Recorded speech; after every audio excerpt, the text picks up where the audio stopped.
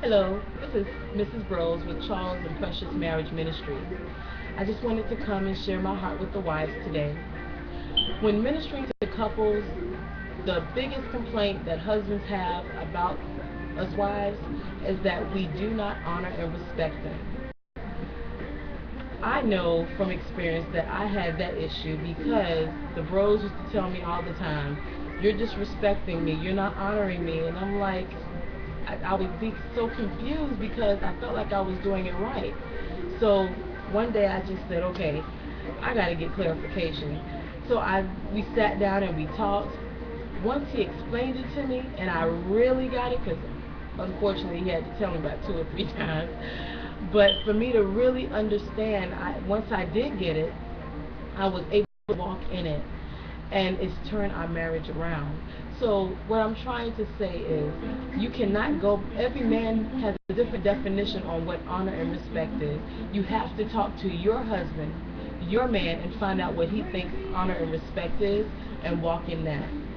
The other thing I wanted to share with you as well is that when talking to women and asking them, how do you feel about your husband? Give me the names. What do you think?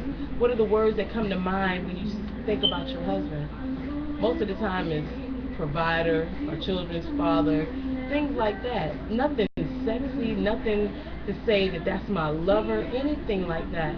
And that's sad. The Word of God tells us to think on those things that are lovely and are pure and of a good report. And when we do that and we keep those positive things in the front part of our minds, it will take our marriage to another level. I know because I had to do that. I was the same way. I was saying, well, he takes care of me, he's a great husband, but I wasn't looking at him as my lover, you know what I'm saying, and wanting to spend time. It was just, okay, whatever. But you know what? Your marriage is your first ministry, and you can't really put something first when you don't have a high respect or reverence for it.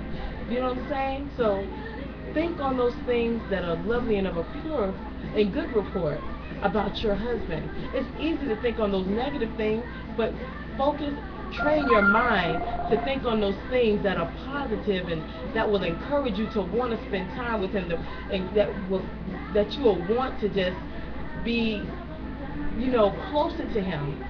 Because you know what? If you won't, somebody else will. And we don't promote divorce, we don't promote cheating, but you know what? You have to do your part.